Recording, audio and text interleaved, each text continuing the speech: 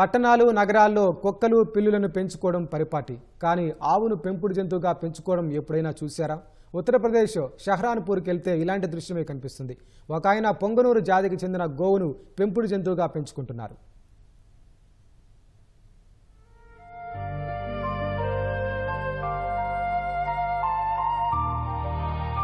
ఉత్తరప్రదేశ్లోని షహరన్పూర్కు చెందిన ఓ వ్యక్తి పెంపుడు జంతువుగా ఆవును పెంచుకుంటున్నాడు. 2-3 అడుగులకు మించి పెరగని పొంగనూరు జాతికి చెందిన గోవును రాజేందర్ అటల్ అనే వ్యక్తి పెంచుకుంటున్నాడు. ఈ ఆవులను సంరక్షించడం చాలా సులభమన్నాడు. అంతేకాదు వాటికి ఇంట్లో చేసే ఆహారం, రోటి వంటి వాటిని మేతగా పెడుతున్నట్లు తెలిపాడు. పండ్లు, కూరగాయల తొక్కలను కూడా మేతగా వేస్తున్నట్లు రాజేందర్ చెప్పారు. ఈ ఆవులు చిన్నగా ఉన్నా ధర మాత్రం ఒక్కొక్కటి 2 నుంచి 5 లక్షల రూపాయల వరకు ఉంటుందని పేర్కొన్నాడు. ఈ గోవు తమ ఇంట్లో ఓ సభ్యురాలిగా మారిపోయిందని రాజేందర్ తెలిపాడు.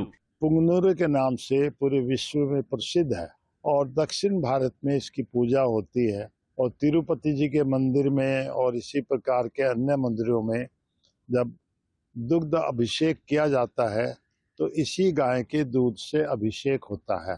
और ये 2 फुट 2.5 फुट 3 फुट से बड़ी नहीं होती, कई गाय तो इससे भी छोटी हैं। ये 2 फुट की हाइट वाली है। ఈ పొంగనూరు గోవుకు ఎన్నో ప్రత్యేకతలు ఉన్నాయని రాజేందర్ తెలిపాడు.